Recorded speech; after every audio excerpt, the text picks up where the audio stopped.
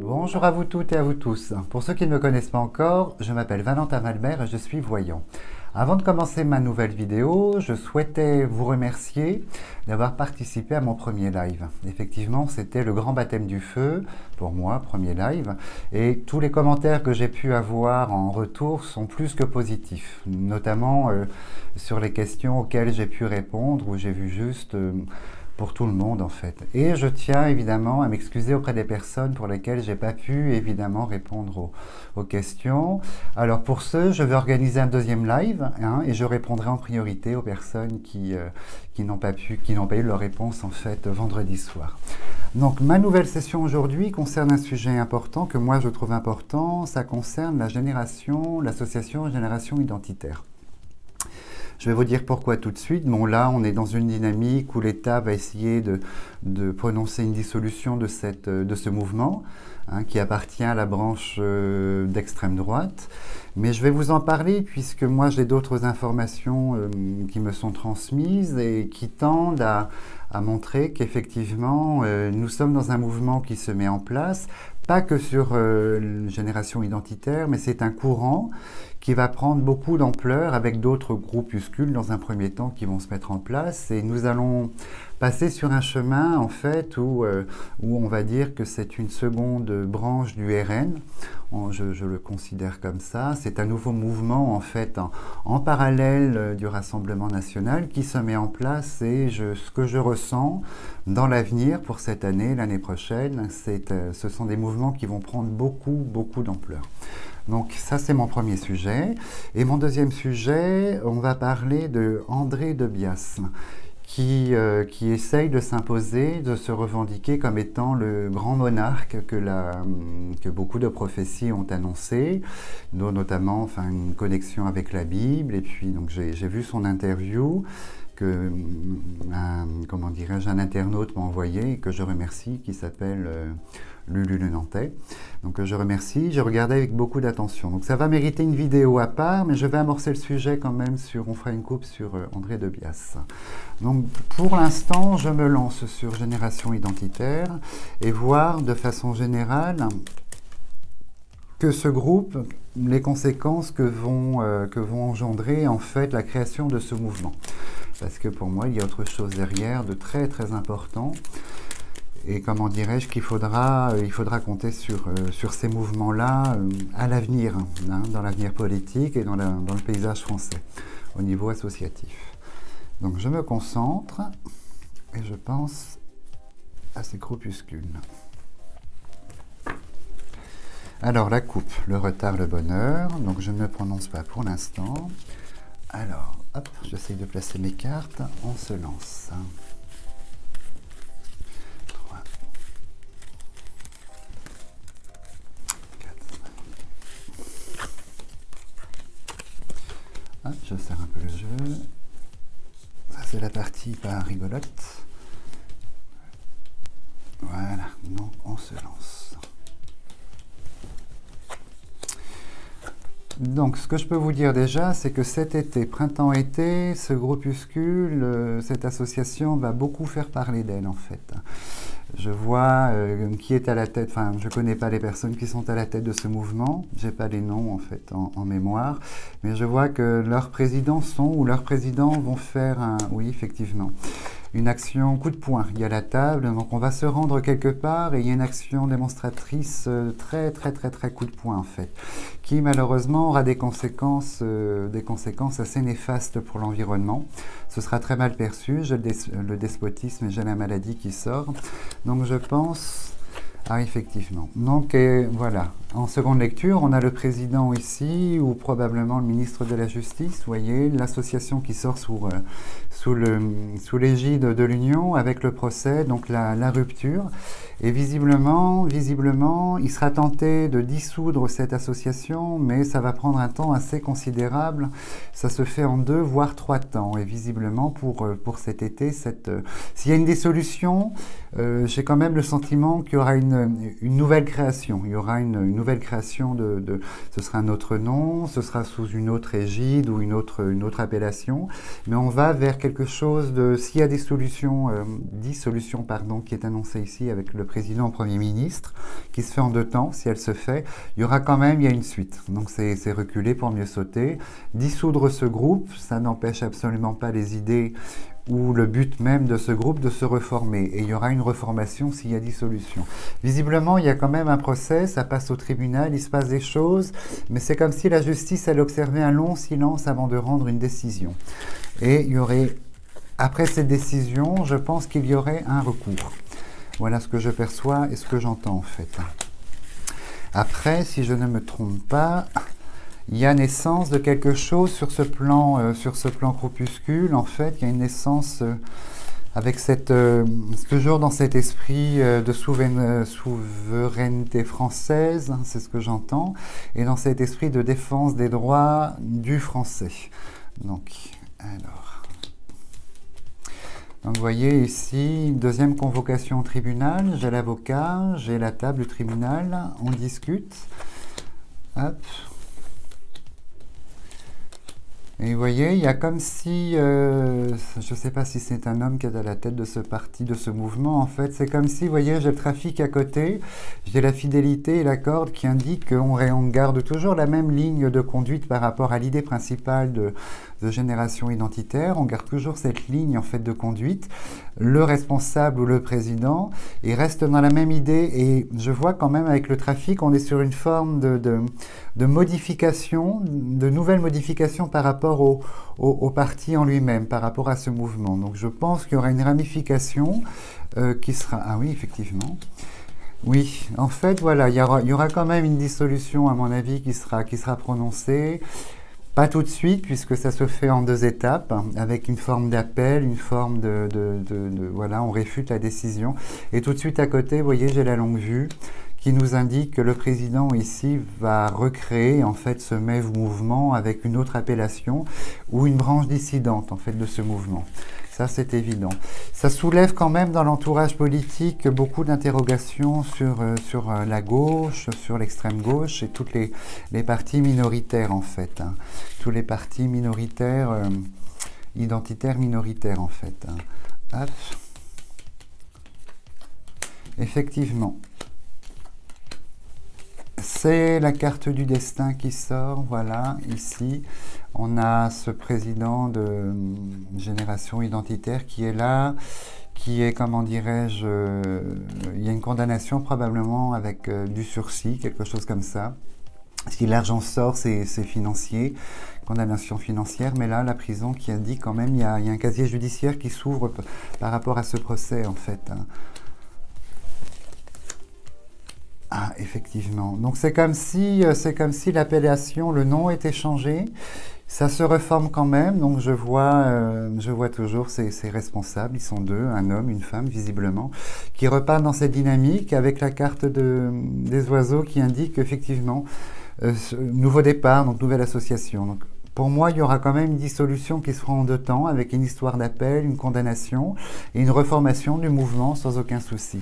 Mais j'ai fait ce tirage parce que depuis quelques jours, on me répète la même chose. C'est que c'est un exemple. Hein. On me dit que ce phénomène-là devient exemple.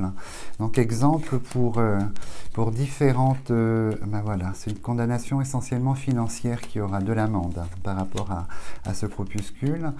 Et on me dit que ça va servir d'exemple et c'est un point de départ pour la création de 2 mouvements identitaires en fait, mais identitaires basés sur le nationalisme français. C'est ce que j'entends. Et vous voyez, cette branche-là va faire des petits. Et on va se retrouver dans une dynamique où vraiment la notion de séparatisme n'est pas que d'un côté, elle commence vraiment à s'installer en fait au sein de la société française. Séparation, en fait, c'est le mot qui revient régulièrement dans ce que j'entends. Donc vous voyez, il y a des courants identitaires, on va revendiquer ses origines pour les origines étrangères, et en face, on revendique ses origines françaises.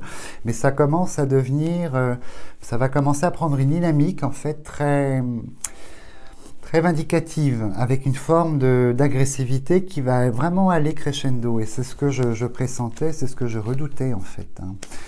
C'est ce que je redoutais, c'est d'où mon tirage d'aujourd'hui. Et effectivement, dans ce que je perçois, l'État va lutter hein, contre ce type de naissance, d'associations, revendications d'identité, qui soient nationalistes ou françaises. Mais je vois que malheureusement, au niveau de la Cour, ils seront confrontés à un problème au niveau de la sphère juridique, puisque si une partie, un parti ou une association revendique en fait un courant minoritaire étranger, ça fait écho à un courant minoritaire français. Donc du coup, on va se retrouver avec une forme de... Parce que j'ai la maladie qui sort ici, j'ai les blocages, et j'ai surtout le combat, en fait, le combat des idées qui est là. Donc on va se retrouver avec un vide juridique, et à ce moment-là, vont s'engouffrer la naissance de groupuscules, en fait. Effectivement, donc on est sur une dynamique qui va être très très compliquée à gérer pour l'État dans ces prochaines semaines, enfin surtout cette année et l'année prochaine. Vraiment une dynamique très très compliquée en fait. Mais tout se passe sous la création d'associations. Vous voyez, on est dans les écrits, des textes de loi seront faits.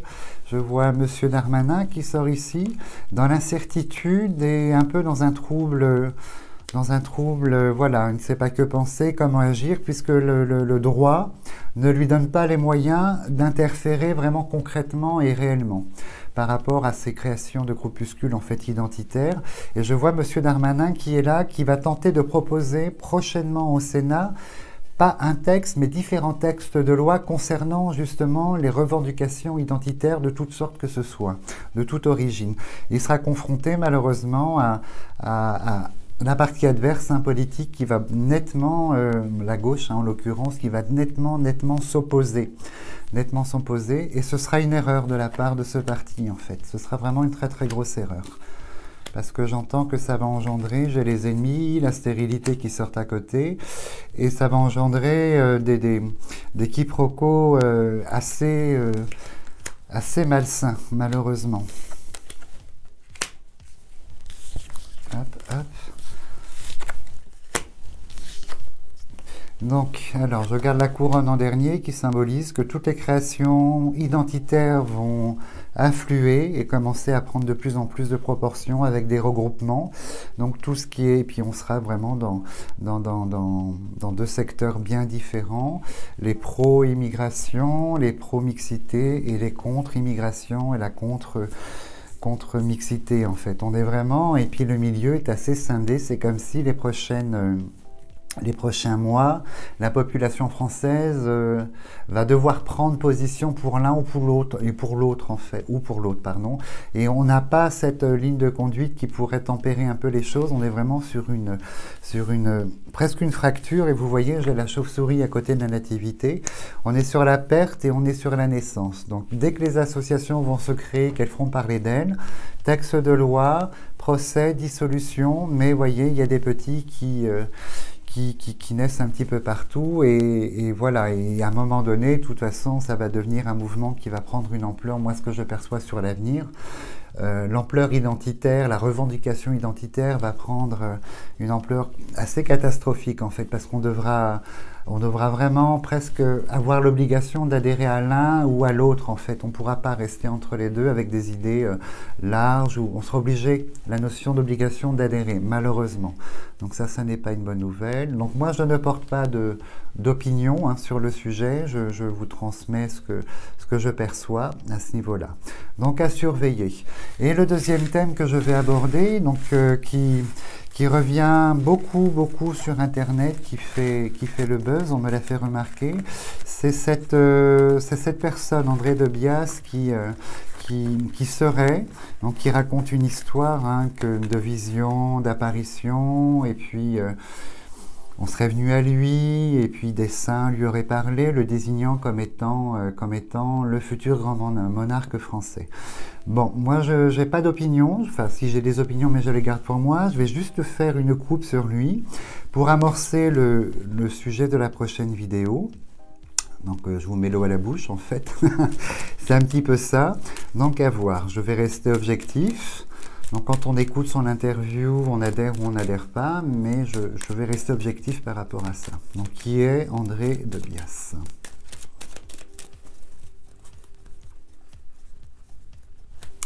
Je me concentre, très important.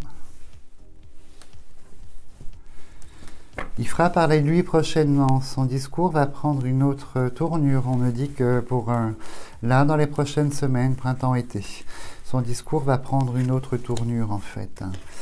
Donc, qui est André de Bias? Son but, son rôle, est-il ou n'est-il pas?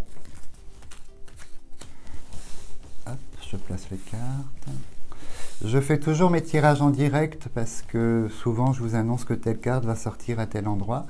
Et si je coupais, on pourrait me dire que voilà, il y a un petit truc de magie hein, que je mélange, mais non. Et 9. Commençons l'histoire.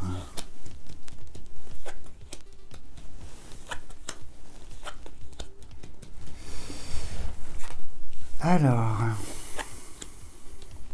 très étonnant. Très étonnant. L'argent prépondérant sur lui, l'argent qui est lié, c'est très lié. C'est lié à lui, l'argent, la notion, je sais pas, il paraissait pas comme ça dans son interview, mais il y a une notion d'argent, une arrière-pensée financière derrière en fait. Et au niveau de son attitude, bon, c'est quelqu'un qui est bienveillant, pardon, mais il y a des limites, je sais pas, j'entends que concernant sa personnalité, c'est pas l'amour, comment dirais-je, l'amour inconditionnel pour tout individu. En fait, c'est comme s'il y avait une espèce de choix qui se porte sur les sentiments, sur la bienveillance qu'il souhaite attribuer en fait. C'est très étonnant, très étonnant.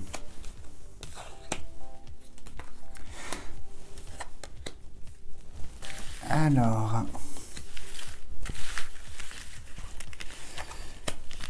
des propos qui vont prochainement choquer en fait, venant de sa part. Et j'essaye de le percer, mais il y a quelque chose qui bloque un petit peu. Donc je vais voir plus en avant si je peux développer.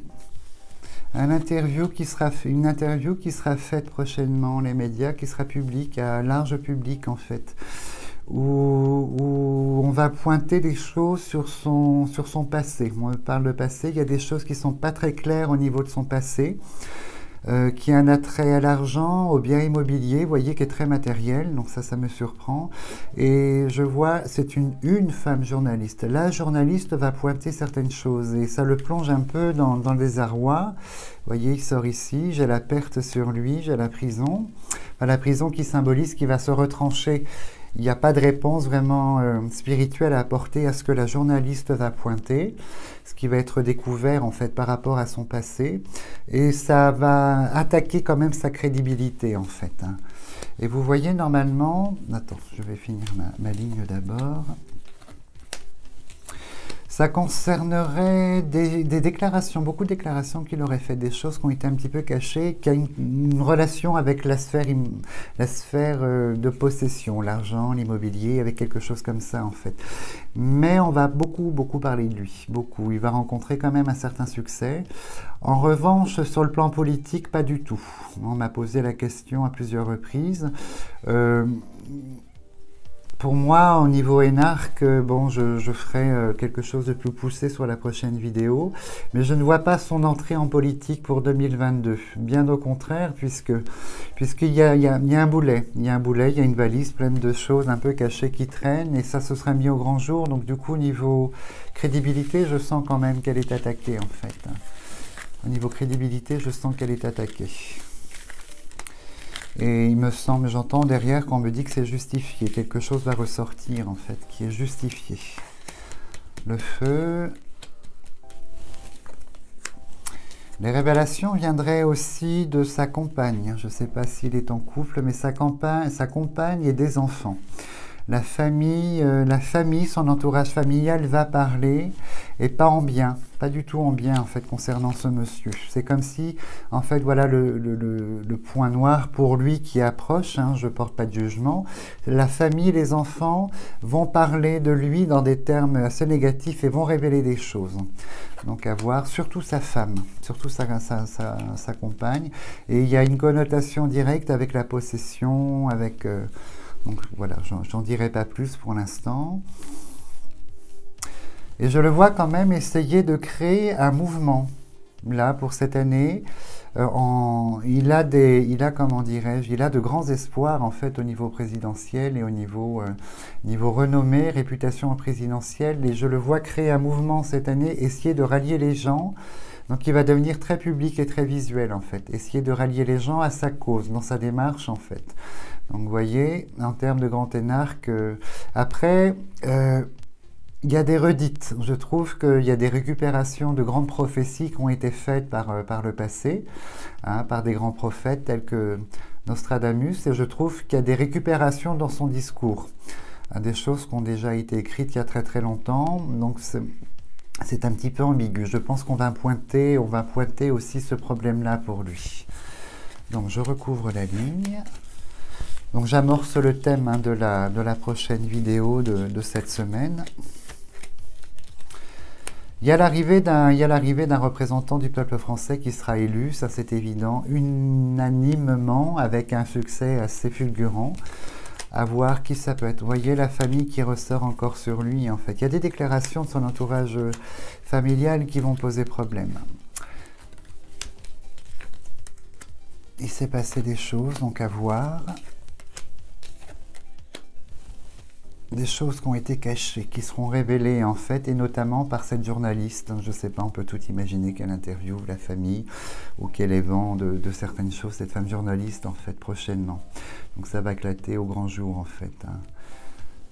Une personne assez instable, hein. J'entends que c'est quelqu'un d'assez instable, et on me dit qu'il y a une grande tendance quand même à la dépression et à la mélancolie, à la dépression, avec des phases plus ou moins importantes quand même sur son état intellectuel en fait, dû à ses problèmes de dépression. Voilà ce que j'entends. Donc voilà pour un premier jet concernant l'arrivée d'un grand monarque prochainement dans la société française. Donc je ferai une vidéo spéciale cette semaine sur ce sujet-là. Et avant de conclure, j'ai reçu une vision que je vais partager avec vous, qui est assez présente et qui revient de plus en plus. On me parle d'un signe qui viendrait du ciel, un signe qui aurait une forme, je ne sais pas, qui serait relié à l'univers. Ça m'est très étrange comme vision. Comme s'il y avait, je sais pas, une comète plus importante, qui, voilà, il y aurait pas des conséquences dramatiques, hein, mais il faut considérer ça comme un avertissement ou un message. Voilà, je vous transmets. Hein. On fait son opinion, mais voilà ce que je perçois sur cette petite chose qui me revient régulièrement. Donc voilà, si vous avez aimé toujours mon intervention, n'hésitez pas à mettre des pouces, à parler de la chaîne et à vous abonner.